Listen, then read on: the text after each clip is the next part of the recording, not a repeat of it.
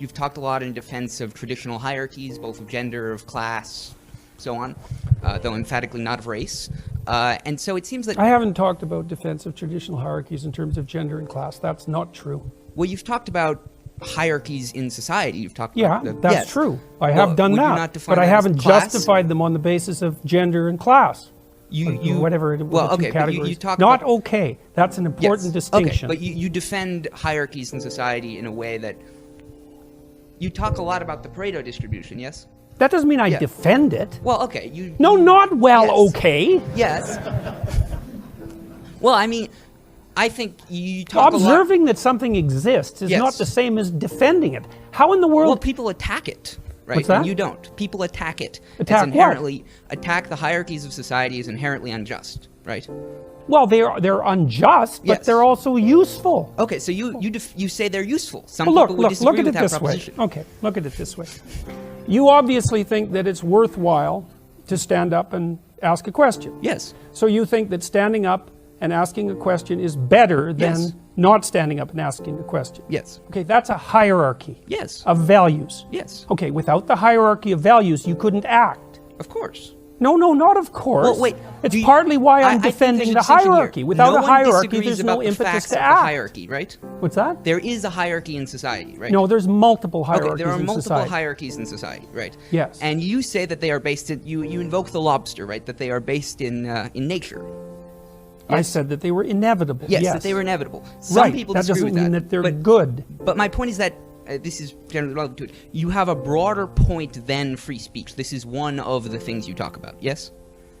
Yes. Okay. Whereas I think there are some other activists who focus on more exclusively I'm not on an free speech. activist. There are some other individuals who engage in public political speech. Okay. Yeah? Who focus more exclusively on free speech, whereas you have other goals in mind. But one of the things that your more inflammatory language, and it's fair, it's a substantive disagreement, has done, I think, is it's politicized this free speech to an extent that someone like Haidt hasn't. I've noticed that when someone hears the term free speech now, they associate it with a specific set of thinkers, often as viewed as on the extreme right. And I think arguably that's the problem of all factions in society, because free speech should be a universal value. Polls certainly suggest that it's coming under increasing threat from both sides. But I suppose the heart of my question, in addition to, of course, these other observations, is that do you believe free speech is your primary end, or do you believe these other points you're making are important? Because I've heard you a bunch of times defend free speech sort of contextually, like you've complained about some of the laws in Canada that you dislike, that they institutionalize false facts into the law. But it seems to me that an absolutist defense of free speech makes no preference as to true or false. The point is that something, you are being forced to say something. It would be as bad as if you were forced to say something that is true, because the point of free speech is that you can say whatever you want, right? No, And- the point of free speech is so that you can think your way through Yes. life without running like But headlong being into a told to brick think wall. position A versus position B is just as bad, right? Even if one is true and the other is not. Okay, well, there was a bunch of questions. Yes. Good job, by the way. Well, actually, wait, can I just ask one additional addendum? Which is, I think the politicization of free speech is by far the biggest threat to free speech, because this is always No, been the radical leftists are the biggest threat well, to free okay, speech. so this is a disagreement. But I get your As point. the professor alluded to in previous questions, the substantive threats to free speech in much of the world, in Europe certainly, I think in the United States as well, from the government have come from the radical right. And I think it's fair to say that on the specific narrow subset of certain departments on liberal arts colleges, it's fair to say a threat comes from the left, though its scope is in dispute. But my question is, do you think that the way you talk about free speech, the way you link it to specific issues, the way you use inflammatory language, and the way you seem to make it, you seem to defend a specific set of free speech. There are certainly plenty of instances of free speech attacked on the other side that you don't mention as much. Do you think you risk politicizing this? Because it seems to me Yes. that, okay, and It's a do you risk. not think that's a far greater threat? Because, for example, the No. NRA, the NRA is a group in the United States that defends guns rights, right? Okay, hold it. Yes. We need a question. Yes. Okay. I mean, My like I question is said, you're doing fine, do you but think- it's just too Yes. much. Like, I can't keep it Do straight. you think that your behavior risks politicizing it, and do you think that politicization is justified? I think my behavior risks politicizing it, yes. I would rather it not be politicized.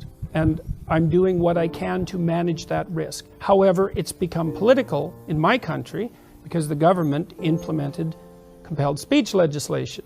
So I wasn't complaining about that before it became political.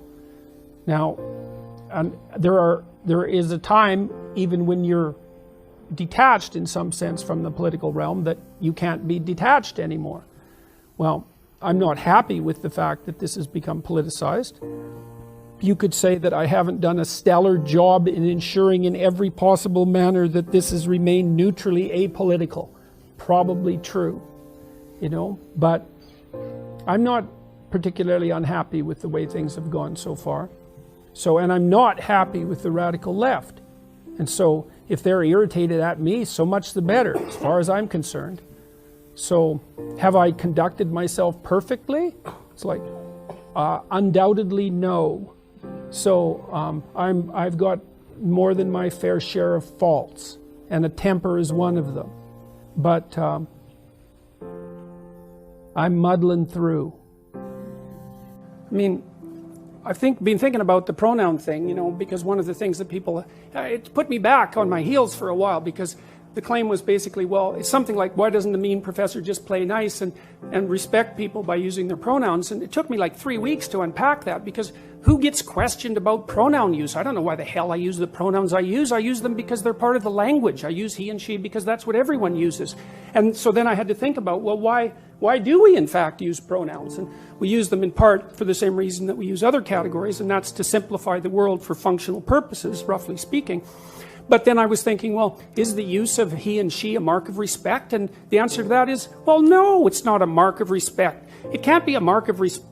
What you call 4 billion people can't be a mark of respect, right? It's a mark of basic categorization. And so then the claim comes up, well, if someone wants you to use a particular pronoun, then you're disrespecting them if you don't. It's like, okay, let's think that through a bit. Well, that assumes that when I'm using he or she for people in normal parlance, that I'm actually indicating my respect for them. And that's not true. It's like if I don't know you, I classify you generically, and basically I classify you in terms of how you present yourself publicly. I suppose that's your gender expression. And then I nail you with whatever pronoun seems to fit. It has nothing to do with respect. And besides that, you bloody well don't get to demand my respect. Why should you?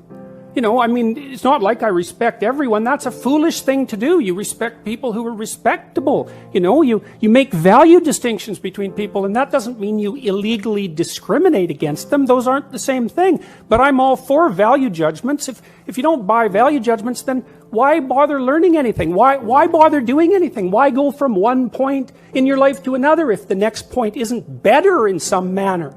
So don't tell me that I'm not respecting people when I don't use their gendered pronouns. And the other thing is, I don't buy this whole idea that the people who are putting this legislation forward are valid representatives of the trans community. That's what they say they are. We have mechanisms for deciding whether someone's a valid representative of a community, and that generally involves democratic voting. I've received at least 20 letters from transsexual people who are on my side, and by the way, 0 from others, believe it or not, who are perfectly happy with the idea of gendered pronouns. It's just they want to be the other one.